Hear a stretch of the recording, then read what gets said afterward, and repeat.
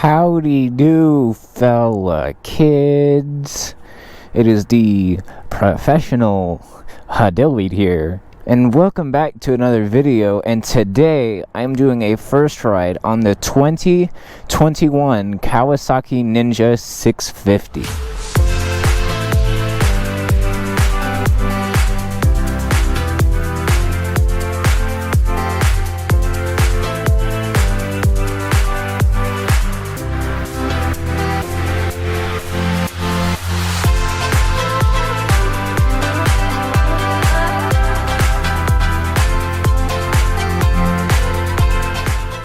And this video wouldn't be possible without Freedom Power Sports up here in Canton, Georgia. They are your go-to dealership for just about anything. They have really nice people and they have a really nice inventory, including this Ninja 650 and a slew of other things. So if you guys are in the area, or if you're not, be sure you come check them out.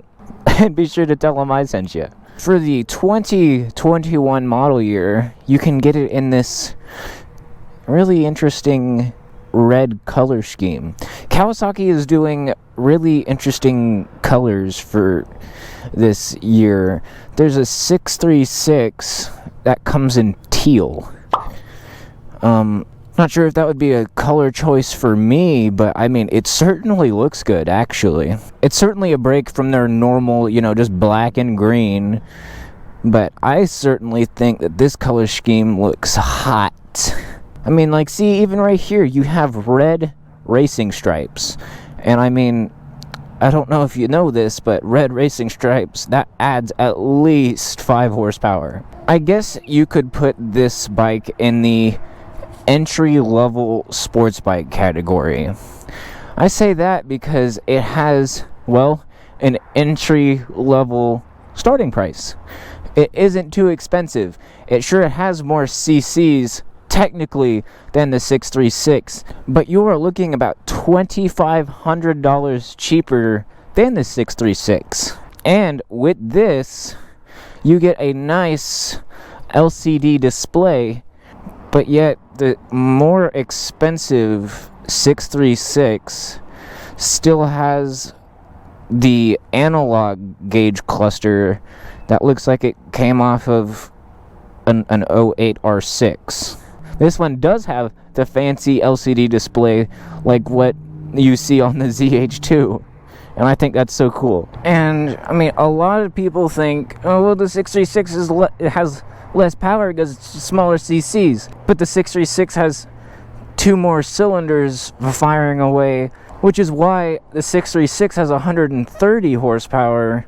Meanwhile, the 650 only has 52.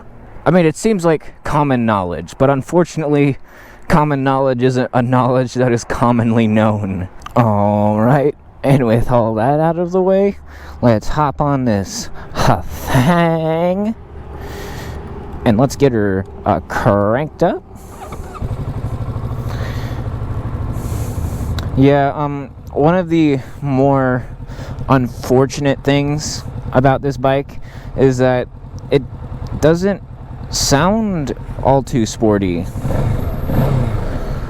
mean, obviously the 636, it sounds like a sports bike, but this doesn't. All right, let's get to it.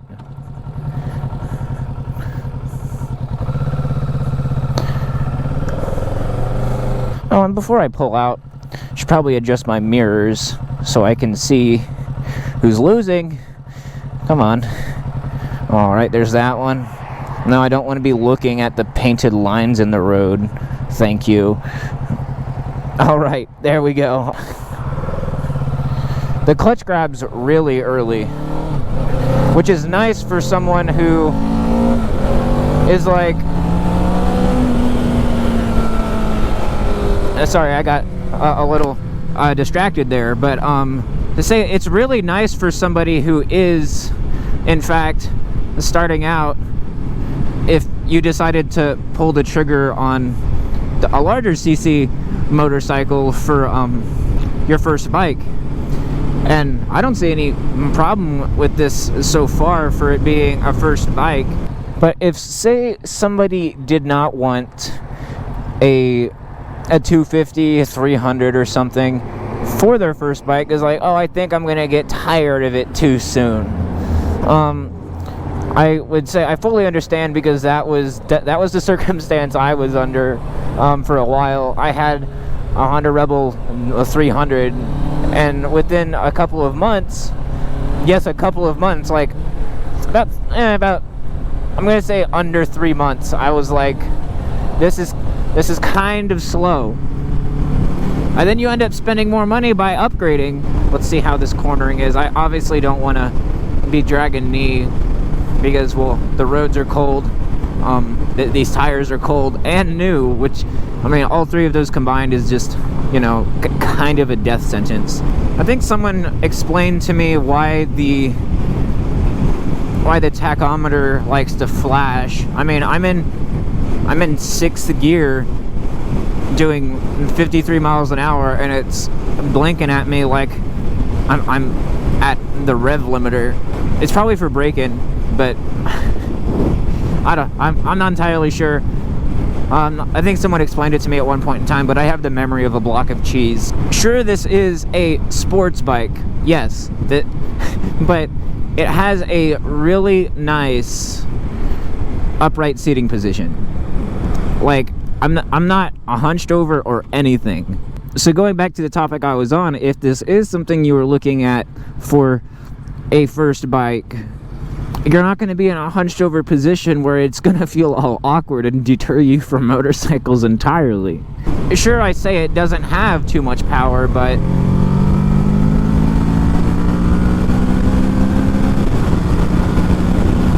it's got power. Don't get me wrong. Say if it is a starter bike, that's plenty.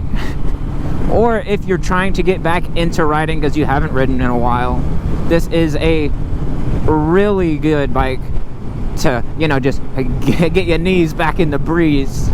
So I'm out here on the interstate, and this wind deflector, I mean, obviously I can still feel every little bit of wind.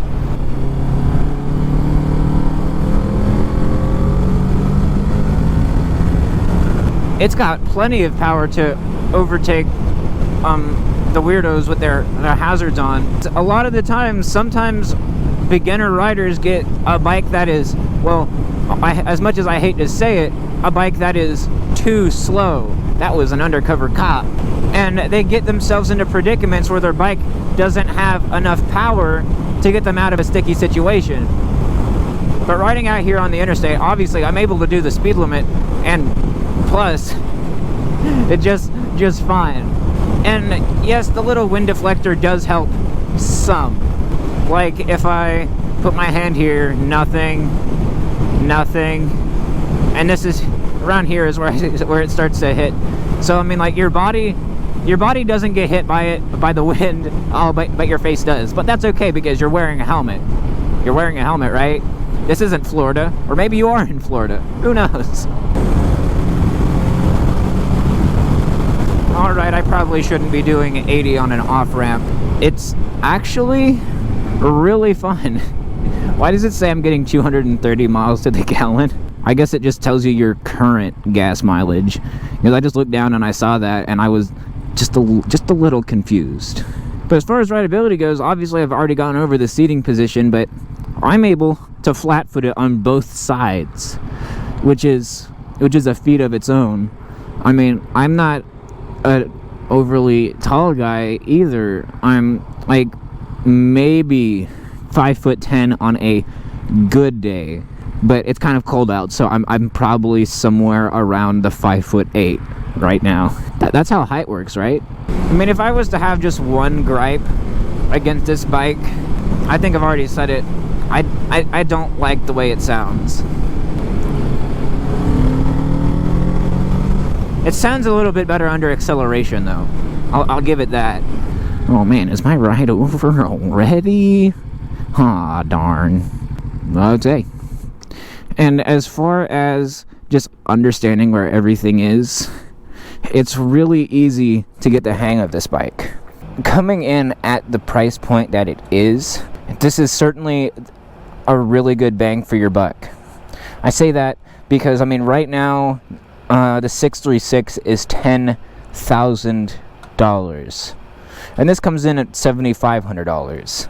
Sure, you got 2 less cylinders than it. It doesn't sound as meaty. But this certainly isn't a bike you're going to get tired of. And if you're looking for a first bike, or if you're looking back into getting to ride, this would be one of my top recommendations. I don't think this is a bike that I would upgrade to, as weird as that might sound. Let's say if you have been riding, say, a Ninja 400, right? I wouldn't upgrade to the 650. I think I would just go straight for the 636. Does this make any sense? I hope so. But I actually thoroughly enjoyed this bike, and I think the 636 needs this here display. Now the 636 looks, or whenever you're on it, it looks and feels outdated. But as far as appearance goes, I mean, let's be honest here. Kawasaki's Ninja lineup has been looking the same pretty much all across the board.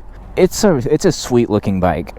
Like, it looks so aggressive, and it just has that menacing look to it.